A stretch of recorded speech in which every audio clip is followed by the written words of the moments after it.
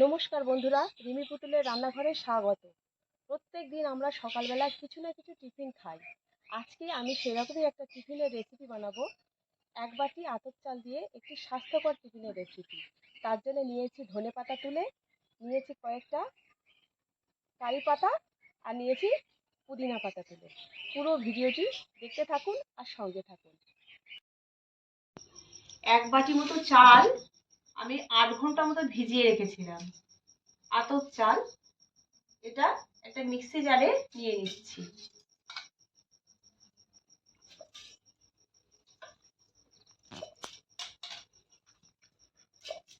এর মধ্যে একটু জল দিয়ে দিচ্ছি, আর এর মধ্যে দিয়ে দিচ্ছি 1 ইঞ্চি মতো আদা কুচি কুচি রেখেছিলাম সেটা, আর দিয়ে দিচ্ছি 2টো কাঁচা লঙ্কা। এবার এটা একটা পেস্ট করে নেব। চালের পেস্টটা করে নিয়েছি। এবার মিক্সি খুলে আমি এটা একটা গামলাতে ঢেলে নিচ্ছি। চালটা আমার 250 গ্রাম মতো ছিল।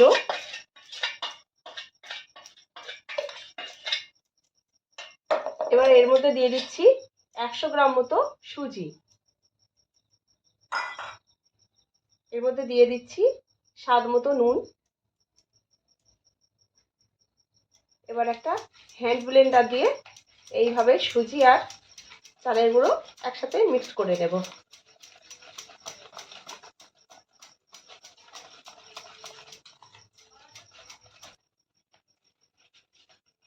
এবার এর মধ্যে দিয়ে দিচ্ছি আমি 200 গ্রাম মতো টক দই।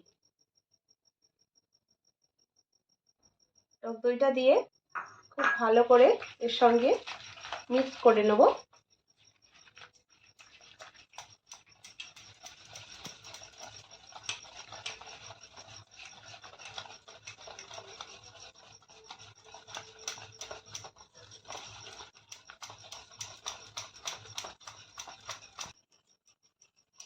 একটু জল দিয়ে দেবো এর মধ্যে এবার, কারণ সুজিটা দেওয়া আছে, সুজিটা আমি একটু ফাঁকবে।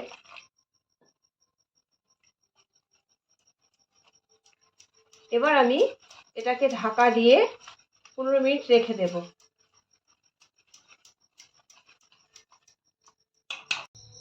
এবারে উনুনে একটা কড়াই বসিয়ে দিয়েছি, তার মধ্যে একটু সাদা তেল দিয়েছি। সাদা তেলটা গরম হয়ে গেছে। এর মধ্যে দিয়ে দিচ্ছি কিছুটা কারি পাতা আর কিছুটা সর্ষে।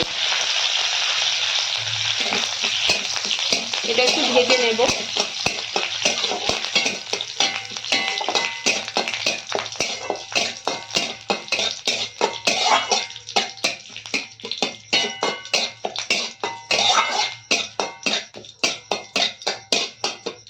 এটা ভেজে নিয়েছি। এবার আমি এটা চামচ দিয়ে তুলে চালের যে মিশ্রণটা আছে সেই মিশ্রণের মধ্যে দিয়ে দেব।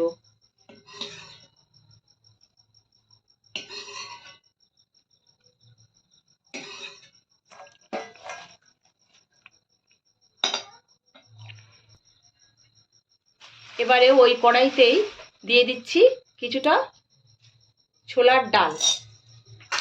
একটা চাটনি বানাবো, তাই কিছুটা ছোলার ডাল দিয়ে দিলাম ভাজার জন্যে। এর মধ্যে দিয়ে দেব 2টো কাঁচা লঙ্কা।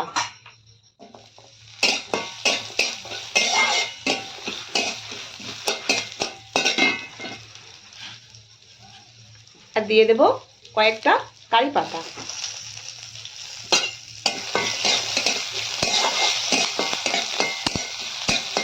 এটা একটু ভাজা ভাজা হয়ে গেলে মিক্সি জারে নামিয়ে নেব।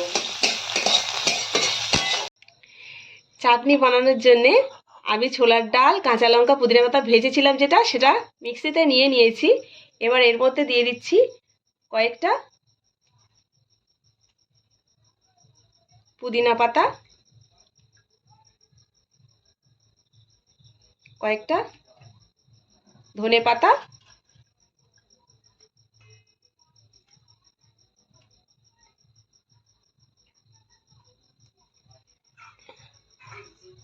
কয়েকটা নারকেল কুচি, আর দিয়ে দিচ্ছি তেঁতুলের পাল্প। তেঁতুলের পাল্পটা, তেঁতুলটা ভিজিয়ে রেখে এইভাবে বানিয়ে নিয়েছি। আর এর মধ্যে দিয়ে দেব স্বাদ মতো নুন। আর এর মধ্যে একটু জল দেব, জল দিয়ে এটা পেস্ট করে নেব। একটু জল দিয়ে দিচ্ছি। এবার এটাকে পেস্ট করে নিন। আবারও কড়াইতে সাদা তেল দিয়ে দিয়েছি। এবার এর মধ্যে দিয়ে দেব কিছুটা সর্ষে আর কিছুটা কারি পাতা আর একটা শুকনো লঙ্কা।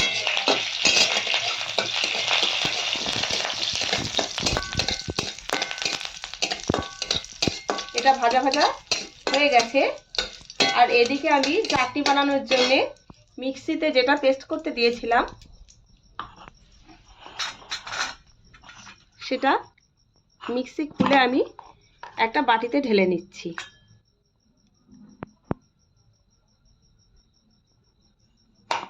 আর এবারে এই কড়াইতে যে গরম গরম ফোড়নটা দিয়েছিলাম সেটা আমি এইভাবে চাটনির উপর দিয়ে দেব।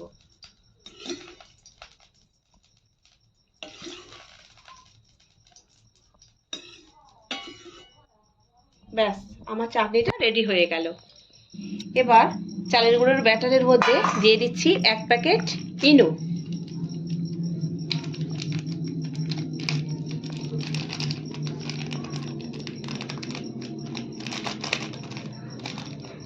ইনোটা দিয়ে ফেটিয়ে নেব।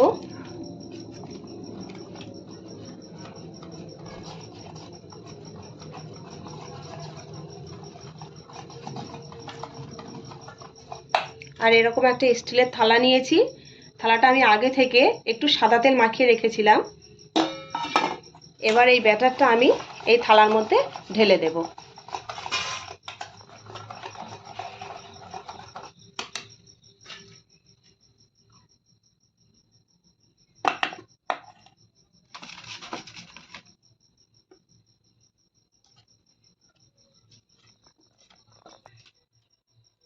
কড়াইতে আগে থেকে আমি জল দিয়ে দিয়েছিলাম গরম করতে।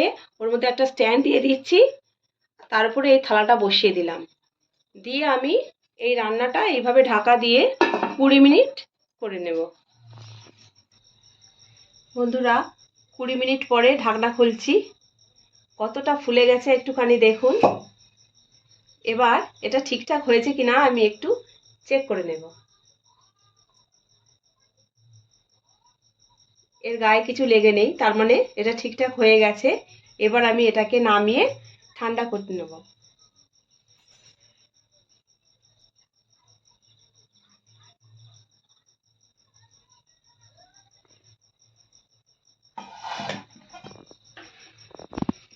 এটা ঠান্ডা করে তারপরে আমি এটাকে একটা থালায় ঢেলে নিয়ে তারপর কাটবো। এখন একটা ছুরি দিয়ে আমি থালার চারিদিকে এইভাবে ঘুরিয়ে দিচ্ছি। দিয়ে একটা থালা নিয়েছি, দিয়ে আমি এই থালার মধ্যে এটা এইভাবে উবুড় করে দিচ্ছি।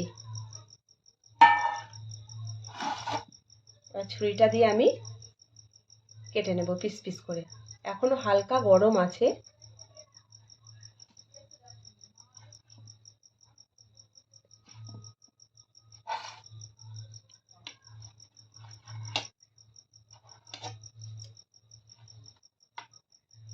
একটা পিস কেটে দেখাচ্ছি বন্ধুরা, দেখুন কতটা স্পঞ্জি হয়েছে।